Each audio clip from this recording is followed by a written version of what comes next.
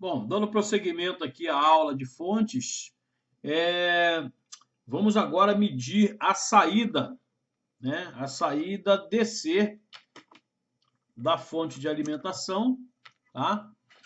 Então aqui na parte de fora do conector, eu coloco a ponteira preta e na parte interna a gente viu que não dá para colocar. Então aqui, ó, eu posso usar ou um pedaço de solda, botando aqui dentro, ou também um clips de papel que eu desamassei aqui, tá? Só para poder eu fazer a medida fora. Então, ó, fazendo a medida aqui, ó. Olha o que está acontecendo, gente. É uma fonte de 19 volts, mas lá no multímetro, não sei se está dando para você ver daí, está dando infinito. Por quê, hein? Por que está dando infinito? Porque provavelmente, se o multímetro tiver com alguma variação e ele está, por causa da bateria que está um pouco baixa, na hora que chega a 20 volts, tá? Ele não mede mais do que 20. Então, a escala certa para me medir a fonte de 19, gente, é a escala de 200. Então, olha lá, ó, tá dando 20,9 volts, tá? Então, procure sempre usar a escala de 200 para medir fontes de 19. Por quê? Caso dê os 19, tá? Dê menos do que 20, quer dizer, você pode até voltar aqui para a escala de 20, porque olha só, está dando 20,9 ali. Se eu for botar na escala de 20, ó, vai dar 1, vai dar infinito. Por quê? Porque na escala de 20, só mede até 20, tá? Então, tanto usando o clips de papel quanto o pedaço de solda, que é mais flexível, tá? Na verdade, a gente vai conseguir medir a mesma coisa, tá? Olha lá, tá? Então, vou botar aqui na escala de 200. Aí você pode perguntar, olha só o que está dando lá, 20,7, 20,8, né? Aí tu fala assim, ah, mas e se eu inverter as ponteiras do multímetro? Tá, então vamos inverter. Vamos colocar a ponteira vermelha aqui fora e vamos colocar a preta no meio. Olha o que vai dar lá, ó. Ué, deu a mesma coisa. Dá a mesma coisa, mas note lá do lado esquerdo que aparece um sinal de menos. Isso significa que você está usando a escala, tá? Do lado contrário, tá, gente? Então, a escala não, as ponteiras do multímetro do lado contrário, tá? Então, na verdade, não dá problema no multímetro. Você só não deve usar o multímetro em outras escalas que não seja a de tensão alternada e a de tensão contínua, para fazer, para medir outras grandezas ali que a gente vai ver agora, tá? Então, muito cuidado na hora de medir tensão, tem que estar nas escalas de tensão. Porque se o multímetro estiver na escala de continuidade ou na escala de resistência e você enfiar na tomada para medir, vai queimar o seu multímetro, tá? Então tem que tomar muito cuidado com isso, ok? Então, ó, vimos como usamos a escala de tensão alternada para medir a entrada da fonte, tá? A entrada da fonte, que é aqui. E agora acabamos de medir a tensão aqui, que está dando 20,9 volts. Essa diferença aí de 1 volt, gente, deve ser porque o multímetro tem que substituir a bateria, tá? Depois a gente troca a bateria e faz o mesmo teste só para constatar. Então tome muito cuidado em não esquecer o seu multímetro ligado, porque senão você vai estar gastando bateria à toa e a bateria vai embora muito rápido, ok?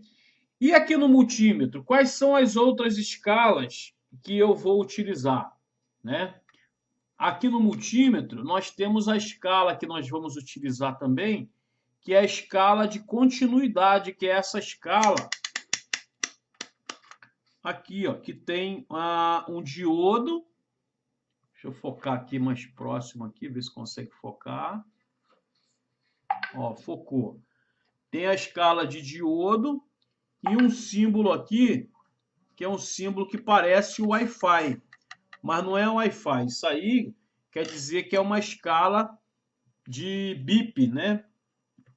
Então, nós temos a escala de diodo e temos a escala de BIP.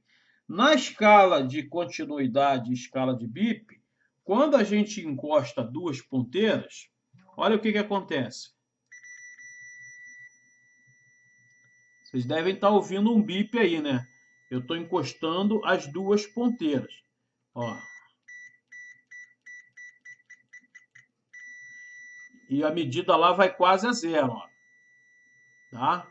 Então, essa escala de continuidade, ela é útil para você medir cabos, medir trilhas, tá? Fazer várias medidas na placa. Por exemplo, eu quero saber, eu quero ter certeza de que é esse cabo aqui de alimentação que ele não está quebrado, tá? Não é muito comum acontecer isso. Esse cabo aqui da entrada VCA não é muito comum quebrar, tá?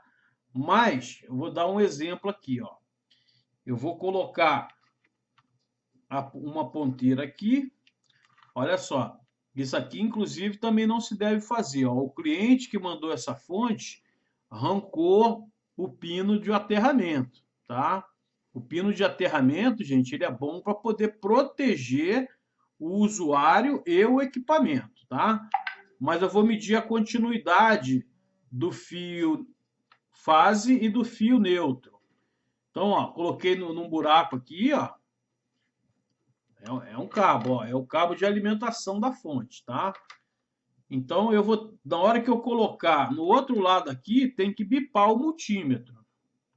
Ó, botei aqui e não bipou.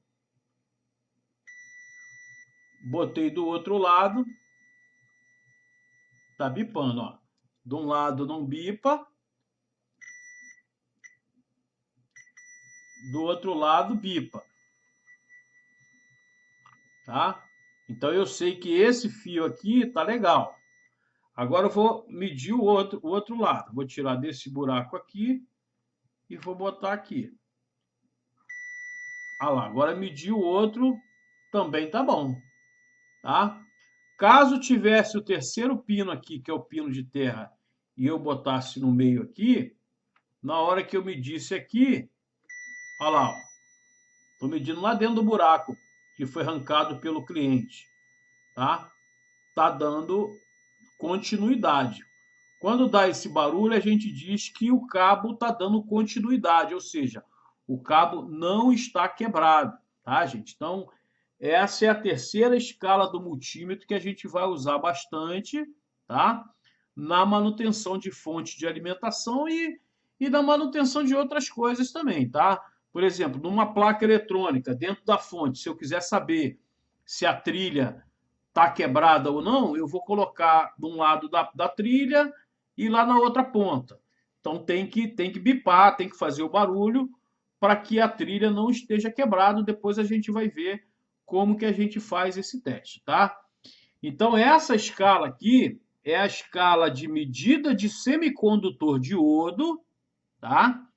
Vocês devem estudar sobre diodo nas aulas teóricas, ou já deve ter estudado, caso você tenha já assistido às aulas teóricas.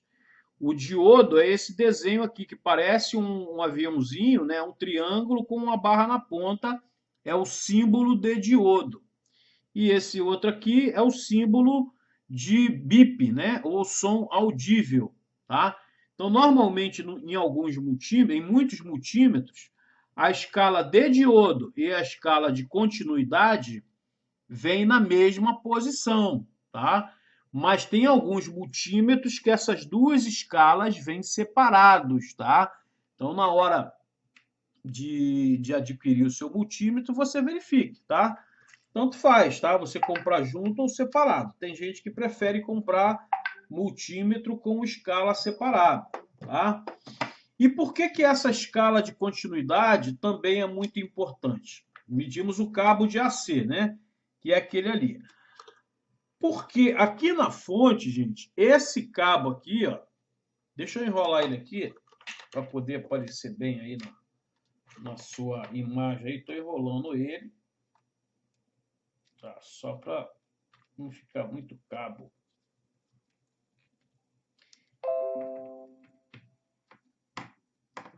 Pronto, aqui, ó. Então a fonte já está enrolada, tá? Esse cabo aqui, que sai aqui da fonte e vai alimentar o notebook, é muito comum dele quebrar. Ele às vezes ou quebra aqui na pontinha aqui, ou quebra aqui na saída da fonte, tá? Então, uma das práticas que a gente vai fazer depois que a gente abrir a fonte é medir a continuidade da solda lá dentro para cá, para essa ponta, ou seja, saber se o cabo está quebrado ou não. E é muito comum quebrar esse cabo, tá, gente? Então, a gente vai aprender a trocar esse cabo. A primeira coisa que você tem que fazer ao suspeitar de defeito na fonte é medir a tensão dela aqui. Então, tem que ter 19 volts, ou 18,5, ou 19,5, de acordo com o que tiver aqui na etiqueta, tá? Se não tiver e a tensão alternada estiver entrando, qual é o próximo passo que você tem que fazer? É medir lá na saída da fonte se está saindo os 19 volts. Tá? E ao mesmo tempo você medir a continuidade desse cabo, porque como esse cabo quebra muito, pode ser que esteja saindo 18 volts, 18,5 ou 19 ou 19,5, mas não esteja chegando aqui. Por quê? Porque o cabo está quebrado em algum ponto. Aí, nesse caso, você vai ter que trocar esse cabo ou trocar o conector, tá? Ou então cortar aqui, corta aqui, tira esse pedaço que está ruim e emenda o restante que tiver bom, tá? Lógico que você vai ter que testar a continuidade do restante do cabo, tá? Para saber se está dando continuidade sem dar mau contato, tá? Então a gente vai ver isso, deve ver isso na próxima aula, ok? Primeiro, na próxima aula, a gente vai mostrar como que você abre uma fonte dessa, tá? Como é que eu vou abrir essa fonte, já que ela não tem parafuso nenhum, ó? Ela não tem parafuso nenhum, encanto nenhum, ó. Como é que você abre fonte de notebook aí, tá? Então, você vai aprender, caso você ainda não sabe, como que você vai abrir a fonte do notebook para fazer os reparos internos. Ok, pessoal? Aguardo vocês na próxima aula.